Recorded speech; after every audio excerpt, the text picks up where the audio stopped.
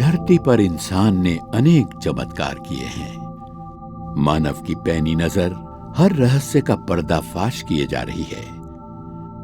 मनुष्य संसार को देखता ही जा रहा है।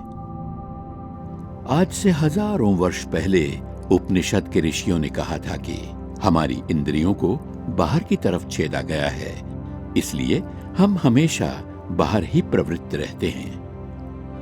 हमारा मन और बुद्धि लगातार बाहर के ही संसार में डूबे रहते हैं। संसार के परिवर्तन हमें सुख और दुख के बीच दोलायमान रखते हैं। विज्ञान की तमाम शक्तियों के बावजूद हम अपनी प्रसन्नता को स्थायी नहीं रख पाए हैं।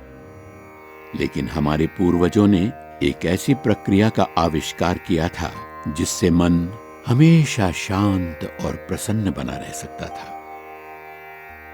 यह प्रक्रिया पतंजलि के इन योग सूत्रों में दर्ज है। योग सूत्र किसी जिज्ञासु के मन में योग के बारे में उठने वाले प्रश्नों के उत्तरों का संग्रह लगता है।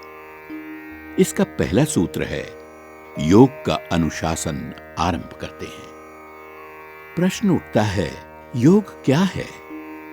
योग चित्त की वृत्तियों का निरोध है। कोई भी अगला प्रश्न यही पूछेगा, योग करने से क्या होता है? इससे दृष्टा अपने स्वरूप में स्थित हो जाता है।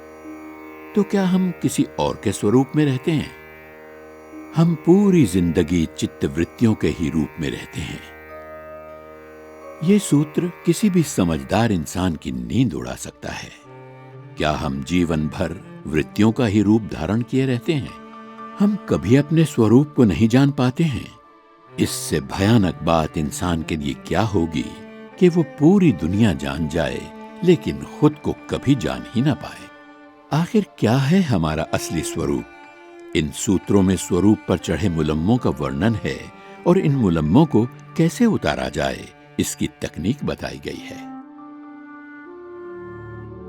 लेकिन कौन थे पतंजलि? जिस योग का प्रतिपादन उन्होंने किया वो कैसा था? उनसे पहले कैसा था?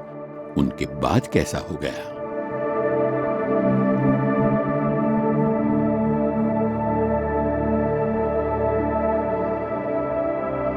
क्या योग का इतिहास धर्म और आस्था का इतिहास है, या फिर ये बीमारी, बुढ़ापा और मृत्यु से बचने के लिए मनुष्य द्वारा की गई एक ईमानदार कोशिश की कहानी है?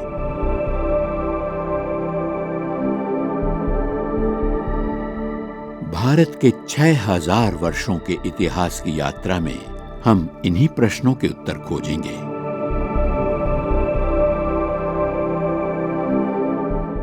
जिस दर्शन की बुनियाद पर भारतीय मन खड़ा है, उसके उद्भव, विकास और विलुप्ति की कहानी स्वयं भारत के उत्थान और पतन की कहानी है।